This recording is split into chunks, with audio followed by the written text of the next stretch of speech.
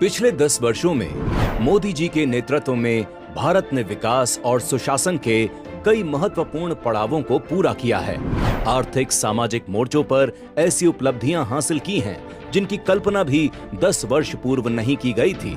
यूं तो देश के सभी 140 करोड़ भारतीय आज के इस भारत शक्ति का आधार हैं, लेकिन इन 140 करोड़ भारतीयों में भी 4 वर्ग ऐसे हैं जिन्होंने सफलता की कहानी में विशेष योगदान दिया है, जिन्होंने दिखाया है कि अगर सरकार पूरी निष्ठा से देश सेवा का प्रयास करे तो समाज उठ खड़ा होता है।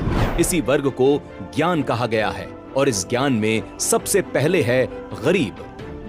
पिछले 10 वर्षों में गरीब प्रधानमंत्री मोदी के एजेंडे में सबसे ऊपर रहे हैं। दशकों तक सरकारी उपेक्षा का शिकार रहे देश के जनसाधारण की तरफ पहली बार सरकार की तरफ से सुशासन के हाथ बढ़े तो देखते ही देखते अपने आत्मबल से ये वर्ग उठ खड़ा हुआ। प्रधानमंत्री मोदी ने इस उपेक्षित समाज को अपनी प्राथमिकता में सबसे आगे रखा।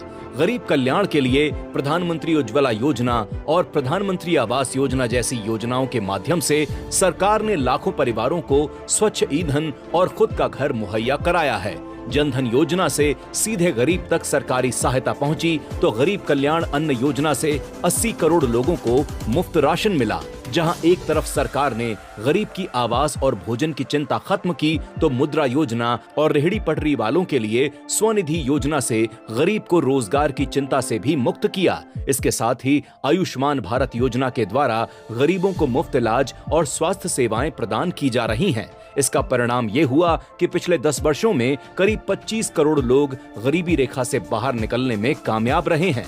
जहां एक तरफ देश का गरीब इन 10 वर्षों में पहली बार गरीबी की दलदल से बाहर निकल रहा था, तो वहीं ज्ञान में दूसरा वर्ग यानी युवा भी इन्हीं 10 वर्षों में सफलता की नई कहानी लिख रहा था। युवाओं के लिए मोदी सरकार ने स्किल इंडिया और स्टार्टअप इंडिया जैसी योजनाएं शुरू की हैं, जिनका उद्देश्य उन्हें रोजगार और आत्मनिर्भरता के नए अवसर प्रदान करना है। स्किल इंडिया के तहत युवाओं को विभिन्न क्षेत्रों में तकनीकी कौशल और प्रशिक्षण दिया जा रहा है, जिससे वे रोजगार के योग्य बन रहे हैं। स्टार्टअप इंडिया ने उद्यमिता को बढ़ावा दिया है, जिससे युवा खुद के व्यवसाय शुरू कर रहे हैं और न केवल अपने लिए बल्कि दूसरों के लिए भी रोजगार के अवसर सृजित कर रहे हैं। साथ ही डिजिटल इंडिया के माध्यम से डिजिटल साक्षरता को बढ़ावा दिया गया है, जिससे युवाओं को इंटरनेट और तकनीकी कौशल से लैस किया जा सके। गरीबों की तरह अन्नदाता यानी किसानों की खुशहाली के लिए प्रधानमंत्री किसान सम्मान निधि योजना के माध्यम से सरकार अब तक सीधे किसानों के बैंक खातों में 3.68 लाख करोड़ रुपए की वित्तीय सहायता प्रदान कर चुकी है, जिससे उनकी आय में बढ़ोतरी हो रही है और उनके कृषि कार्य को स्थिरता मिल रही है। इसके साथ ही पिछले 10 वर्षों में मिनिमम सपोर्ट प्राइस यानी MSP में 2 गुने से ज्यादा की बढ़ोतरी की है, जिससे किसानों को अपनी फसलों का बेहतर मूल्य मिल रहा है। इसके अलावा कई योजनाओं के माध्यम से सिंचाई, उर्वरक और बीजों की उपलब्धता में सुधार किया गया है, जिससे किसानों को अपने उत्पादन में वृद्धि करने में मदद मिली है। साथ ही अब तक 21.95 करोड़ किसानों को फसल बीमा का भी लाभ मिल चुका है। ज्ञान का N यानी नारी के सशक्तिकरण के लिए मोदी सरकार ने बेटी बचाओ बेटी पढ़ाओ योजना के माध्यम से महिलाओं की शिक्षा और सुरक्षा पर जोर दिया है। इस योजना का उद्देश्य लड़कियों के प्रति समाज में सकारात्मक दृष्टिकोण पैदा किया।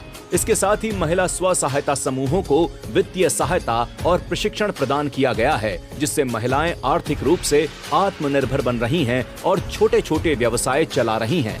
विश्व में सबसे अधिक 6 माह का मातृत्व अवकाश कामकाजी महिलाओं के लिए मातृत्व के सुखद एहसास को अनुभव करने में सहायक सिद्ध हो रहा है, तो वहीं लोकतंत्र में आधी आबादी की भागीदारी सुनिश्चित करने के लिए नारी शक्ति बंधन अधिनियम से संसद में 1/3 सीटें महिलाओं के लिए आरक्षित की गई हैं। इन्हीं 10 सालों में देश को 3 तलाक जैसी कुप्रथा से भी मुक्ति मिली है।